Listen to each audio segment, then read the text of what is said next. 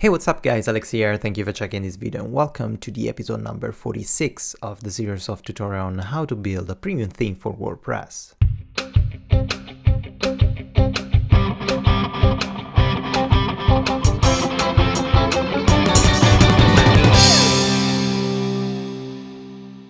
Welcome again. In this tutorial we're gonna continue and hopefully finish all the arguments we started about the comment section. We have to style mostly the comment section with a little bit of CSS to make it look better, not make it look ugly as it is right now, and we have to learn and understand how we can fully customize the default comment form of WordPress. So first of all, let's clean up a little bit our code, because if you remember in the previous session, I created this group of HTML markup to handle the post navigation, and I had to repeat this twice because we want the post navigation both on top and at the bottom of our comment list. But of course, this is not the most optimized thing ever. We have the same code repeated twice and we check with the same if statement twice. So let's optimize this by creating a function and putting all these HTML markup inside a block, a template that we can call whenever we want. So first of all, let's access our ink folder, and inside the theme support page, the themesupport.php, let's scroll down until the section that we created called single post custom functions, and this one is going to be a custom function related to the single post. So now we can create at the bottom a simple function called sunset get post navigation. Open and close the brackets, open and close the square brackets. And here we could potentially, like we did before, copy paste the entire HTML structure and then converting the HTML structure into a variable, just into an echo, and then return it. But I don't really want to do that because first, this HTML structure is quite long. I don't want to split these into a lot of variables or concatenate everything together. Plus, I have a couple of other functions that I'm calling directly inside there that are echoing, so there would be kind of weird or kind of annoying handling the echo inside a return. So to avoid all these issues, let's just copy this entire structure, just copy it, and let's create inside the folder templates, inside the ink folder, a new template or a new file called sunset-comment-nav.php. Let's paste our entire HTML structure here and let's just leave it like that. The only thing that I want to remove, because I don't really need an ID, is the ID of the nav. So the entire structure can be repeated as many times as we want without encountering problems with that repeated ID. Now we have this sunset comment nav.php inside the templates folder, and we have this new function that we're going to call that specific navigation. Inside this function, we have to simply copy paste this if statement to check, like we did before, if the comments are open, if we have a pagination for the comments, and we have more than one comment page. So we have more comments that can stay in a single page. If we have this, and at the end we can put and if and semicolon, we can require that specific template, and to access that specific template we can use this function that we use a lot of times. And if you don't want to rewrite everything together, you can just simply access the function admin.php and scroll down to the bottom where we use this code to access a specific template. So let's just copy this and just paste it in here. So we're using the get template directory to reach the location of our directory where we are, and then we access the ink folder, template folder, and in our case here, the comment dash or hyphen nav.php. That's it. Now, the only thing that we have to do is call this function inside here instead of having that specific section repeated twice. So let's call the function, open and close the brackets, semicolon, and let's duplicate this function. Let's recall it again here instead of repeating again the same information, the same HTML markup. Let's access our front end. Let's refresh. Nothing happens because we don't have any pagination, but now because everything is connected into a simple and single function, we can just simply remove the if statement for now and force the requirement this template, even if we don't have the pagination. But this is useful, especially now that we have to do some styling, because we can import that specific portion of template without editing code too much. We edit the code just once to be reflected in two different locations in our comment template. Let's save it. Let's access our front end. Let's refresh. And now we have, of course, an empty navigation because we don't have the pages, but we have the structure, and that's what we care about. We have all the structure, but we don't have the links because the links are handled by the next comments link and the previous comments link. There are those functions of WordPress that detects the actual links of next and previous page of comments. But because we don't have those pages, this text with the link itself is not appearing at all. We only have the span class with the sunset icon. So it's not showing those links, but at least we have a preview of the structure, and we know that the structure is going to be identical to this one because we use the same exact classes. So this is pretty useful. Now it's time to style a little bit the comment form, and the comment form is really interesting how WordPress handles it, because we cannot simply create a template to include inside a comment form, like here include our custom HTML. We have to do everything through arguments inside this comment form function. The comment form function allows us to use an array of arguments to customize the output of the comment form. Let me show you with a couple of examples how you can customize this stuff. So first of all, we have to create a variable before calling the comment form that we're gonna call, as usual, args, because consistency, we always use args, and the arguments variable is an array. So we have to define an array of declaration and attribute. Inside this array, we can declare a lot of things, and you can find in the description below the link to the official WordPress codex to access the entire page where all the arguments and all the options are fully listed in this page. In this tutorial, I'm not gonna take care of all the declaration, all the attributes, because it would take like 2 days only to list everything and all the options. I'm gonna just list the options and the attributes that I need to actually only convert this form and use the default Bootstrap style. So to convert this form and use Bootstrap as main style. But I strongly suggest you to check absolutely the codex page where you can find a full list of all the arguments, because they're really useful and you can really customize the comment form as you need.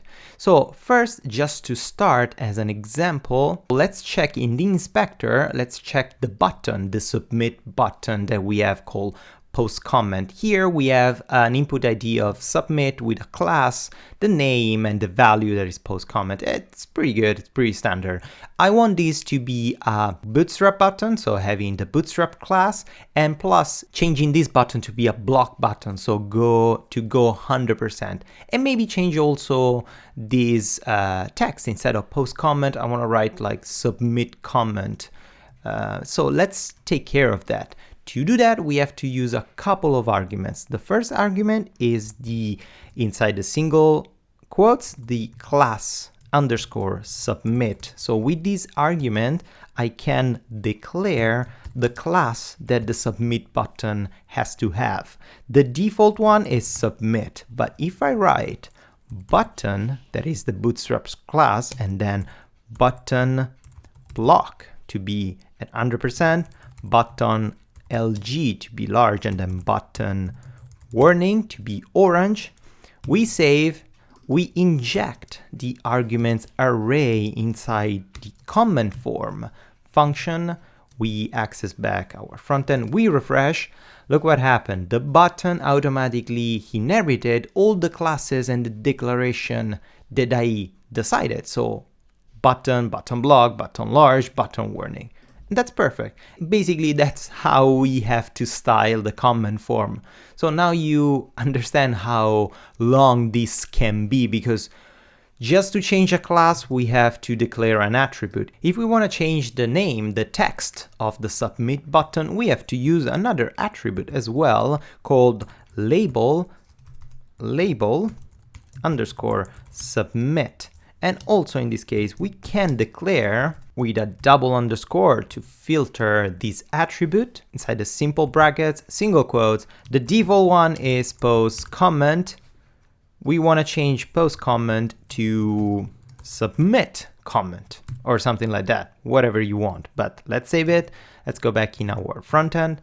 Let's refresh. And of course, now we have submit content. So let's keep going and let's use just the classes and the attributes that we need to style this form, because I don't want to use them all. It's just too much. It could take us a lot of time. Now the thing gets a little bit more complicated because we have access directly to a bunch of attributes to edit the external stuff. But if we want to edit the comment area, so the text area, name, email, and website, we have to access the default declaration of the comment form. And the default declaration cannot be applied like we're doing right now. We need another variable, another array, and then inject that array with a default declaration filter inside the arguments. That could be kind of complicated, but let me explain. First, to edit the author, we should write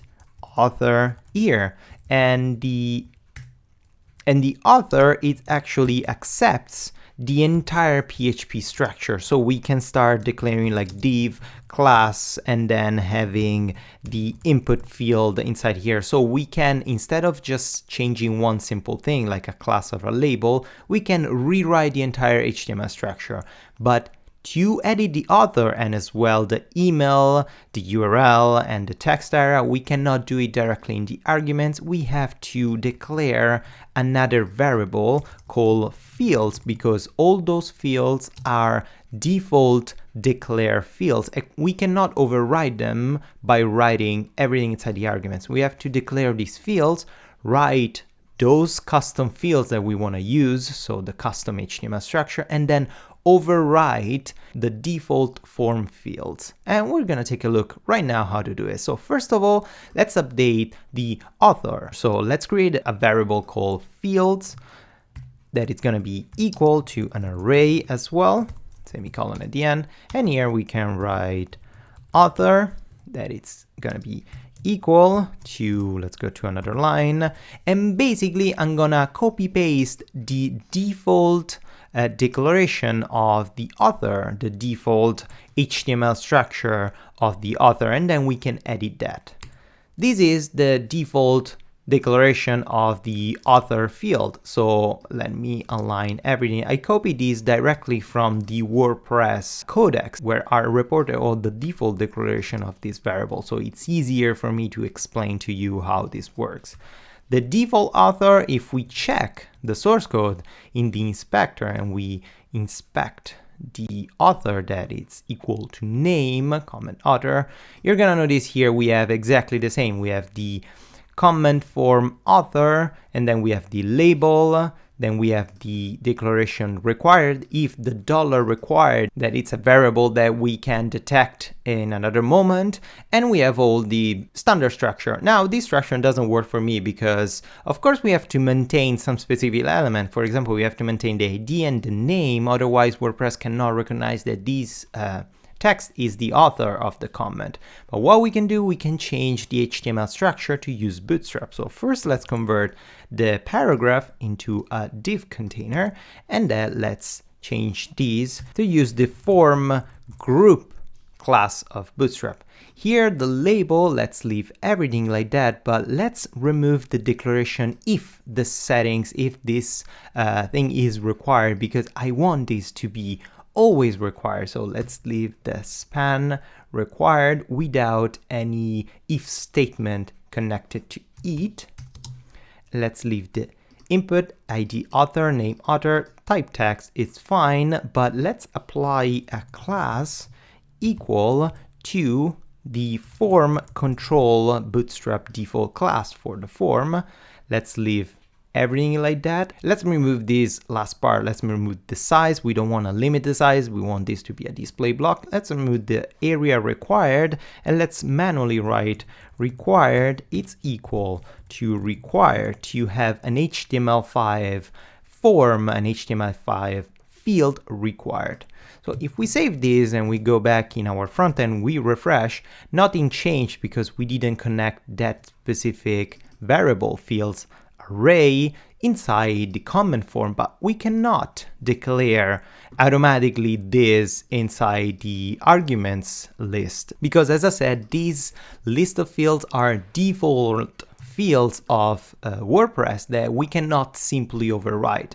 To override these fields, we have to declare an attribute inside the arguments and apply a specific filter. So the arguments has an attribute called fields, and inside fields we can basically paste the list of fields, but also in this case nothing will work. It won't work because these fields, we need to say to WordPress override the default fields that we want to use this one by default. In order to do that, we have to use a filter called apply underscore filter. This is a function to apply a specific filter to an array or a variable, and the filter that we want to apply to this is the comment underscore form underscore default underscore fields, comma, the fields variable that it contains the array with all our new default declaration. Let's save it. Now we injected the fields array with the new declared stuff that we care. Let me remove this and put a better organization, and we injected inside the arguments by applying a filter that says to WordPress these fields are the new form default fields. Let's save it. Let's go back in our front end. Let's refresh, and we have an unexpected error. Oh, I think my structure it's kind of wrong. So comments.php on line 90. Line 90 is here. Oops, I used a semicolon at the end. I don't have to use a semicolon at the end. Sorry about that. And especially this is apply filters, not apply filter. So let's go back here, refresh, and now we have the name with our HTML structure that we declare. So we have the div, the class form group, label, and the input. It has the form control class of Bootstrap that is applying this structure, the structure of Bootstrap. And this is great. So now we have to do exactly the same for the email field and the URL field. So let's do it. Let's put a comma here and let's write another attribute called email. And here it's gonna be equal to the same. Also in this case, because we don't want to repeat all the code again, let's copy paste again the default value from the codex of WordPress, and let's just change stuff around. So also in this case, this is gonna be the form group, and this is gonna be the div.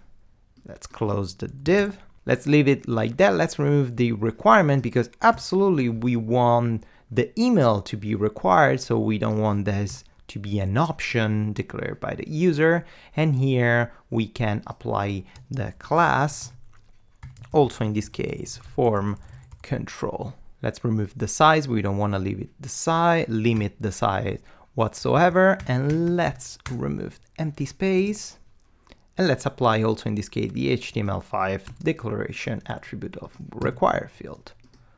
Let's save it. Let's go back in our front end, refresh, and now we have the email. The last thing that we have to do is the URL of the address, the website address that our user could input if we want to give him the ability to input. And to rewrite the URL or the website, it's of course going to be URL, the attribute, and the attribute is going to be equal. Also in this case, let's copy paste the default declaration because we're lazy and we don't want to write everything again. So div, the class full form group. Let's close the div. And here again, we can remove this declaration here, and the input, it's gonna have a class of form control. And let's remove also in this case the size, but this is not going to be required because we don't need this to be a required field. So let's save it. Let's go back in our front end. Let's refresh. And now we have name, email, and website with the style of Bootstrap. That's perfect. After the website, I want to implement a little bit of more space. So what I could do, I could just simply give these another class like last field, and then I can style this last field class in my sunset.css, scrolling to the bottom with the comments area. I can write last field, and I can give it, for example, a margin bottom of 20 pixels, just to have a little bit more space, maybe even more. Let's give it a 50 pixel. Yes, there's way more space, way more breathing room. Now we have to style the text area, and it's the last thing that we have to style for our form. The text area is not part of the default declaration of fields of the comment section. This is kind of weird. I don't know why these fields are part of the default one, but the comment area, the comment field is not part of that. But anyway, we can declare the comment field directly inside the arguments. To do that, let's just simply create another attribute called comment underscore field. And the comment field is going to be equal to single quote. Let's put a comma because we have another declaration after. And also in this case, let's copy paste the text area default code that WordPress uses.